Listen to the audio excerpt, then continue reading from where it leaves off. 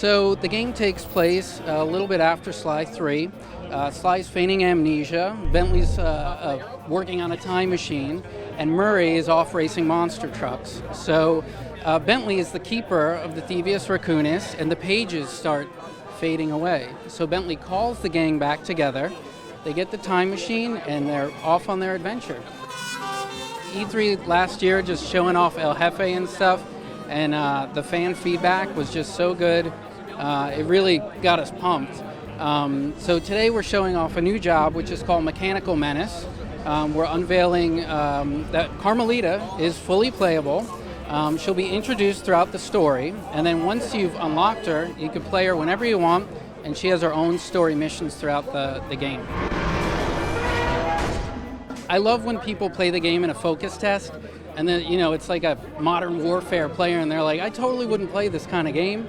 And then they play it, and they're like, man, that was awesome. They're like, I'm totally going to pick this game up. So if we can get that audience to get into this game and enjoy the world of Sly Cooper and all the fun gameplay that it has, it's just going to be great.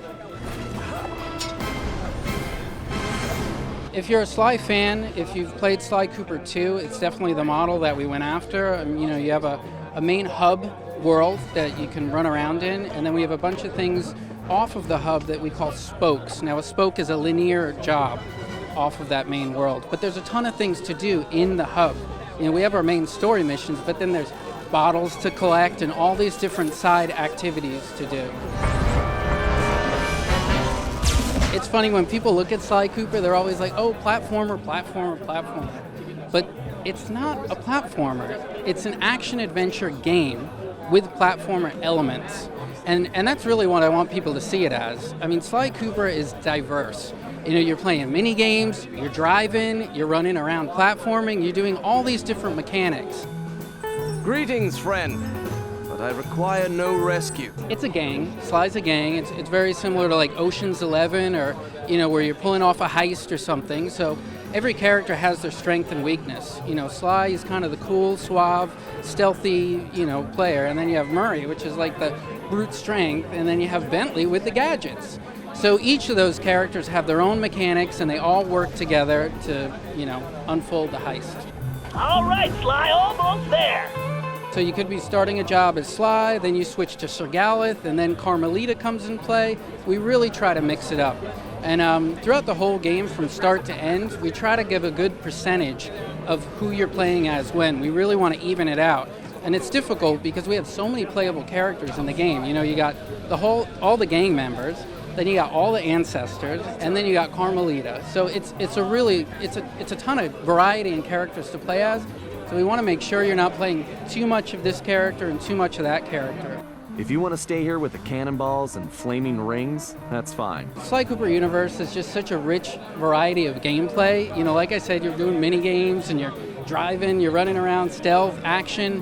But today, with Mechanical Menace, it's a fun job because you're playing as Sir Galeth, and he's climbing up this tower. You're using his abilities and whatnot, and Carmelita is following him. So halfway through the job, Sir Galeth kind of gets in a situation, and Carmelita's got to get him out of it. Mayhap Sir Bentley had a point. The game is on the Vita. That's right, it's on the Vita too.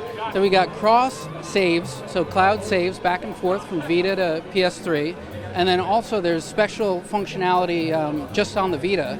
So we showed a job called Juggling Act, where you can switch into the archer costume and shoot the arrow. So on the Vita, you control the arrow with the device itself. Yeah. Man, I'm good. I think they both have their pluses and minuses. It's really about preferability. If you have a Vita, you might not have a PS3. We just want to get more people playing Sly Cooper. And so having it on both of those platforms is better. It's good for Sly, it's good for everyone. The other thing with the Vita version is the Vita version is totally developed in-house.